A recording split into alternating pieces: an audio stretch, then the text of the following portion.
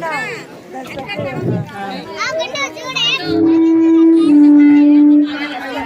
నెలలో గబ్రియేలు దేవదూత గలిలయలోని నజరేతును ఊరిలో దావీదు వంశస్థుడైన యోసేపును ఒక పురుషునికి ప్రదానం చేయబడిన కన్యక యొద్దకు దేవుని చేత పంపబడిన ఆ కన్యక పేరు మరియా.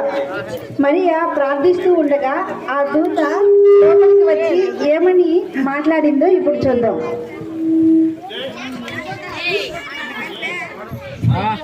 పరలోకమందున్న మా తండ్రి, నీ నామం పరిశుద్ధపరచునుగాక, నీ రాజ్యం వచ్చునుగాక, నీ చిత్తం పరలోకమందు నెరవేరినందు భూమి అందు నెరవేరునుగాక.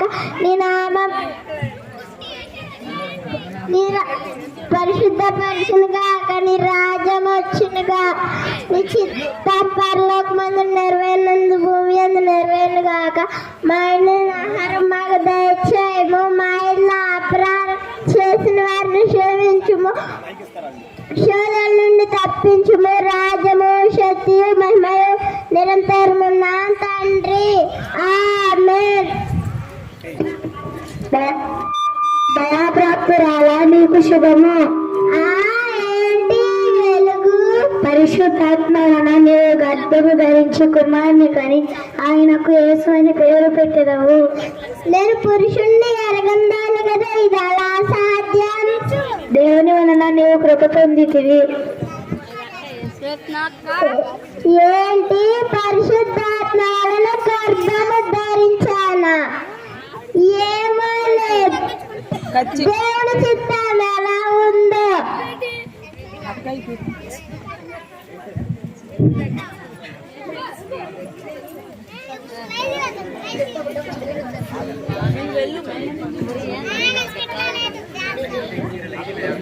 మరియకు యోసేపుకు ప్రదానం చేయబడిన తరువాత వారేకం కాకమునుపు ఆమె పరిశుద్ధాత్మ వలన గర్భవతి అయిన సంగతి యోసేపుకు తెలియదు.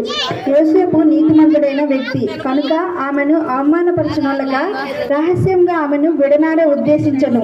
అతడు ఈ సంగతులను గురించి ఆలోచించుచుండగా ప్రభుదూత స్వప్నమందు అతనికి ప్రత్యక్షమై ఏ విధంగా మాట్లాడిందో ఇప్పుడు చూద్దాం. యోసేపు, యోసేపు, ఏం చేస్తున్నావు? ఏం చేయడం లేదు, పని చేస్తున్నా, కూర్చో. నీకు ప్రదానం చేయబడిన మరియ గర్భవత. అందరు అనుకుంటున్నారు గర్భం ఎలా వచ్చిందో.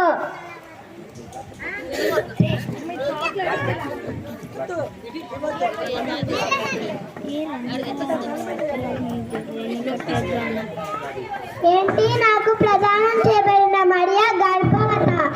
ఆమెను ఎలాగైనా విడవనాడాలి. పెళ్లి చేసుకుంటే ఈ లోకం నన్నేమనుకుంటుందో. పని చేసి అలిసిపోయా, నిద్ర వస్తుంది, పడుకుంటా.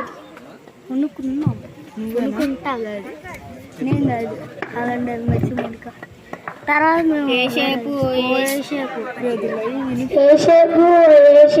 నీకు ప్రదానం చేయబడిన మరియా గర్భవతి.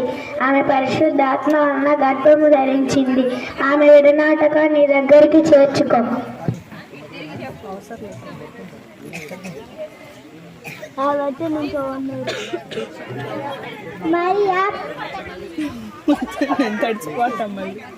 మరియా పరిశుద్ధాత్మ వలన నీవు గర్భం ధరించితివా.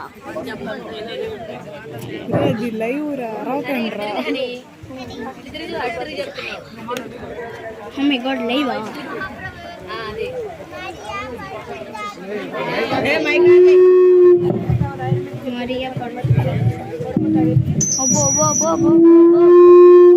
మరియా పరిశుద్ధాత్మ వలన గర్భం ధరించింది. ఎవరికి తెలియకుండా ఎదురునాడాలనుకున్నా. ఎంత తప్పు చేశాను. ఆమె నా దగ్గర చచ్చిపోవాలి.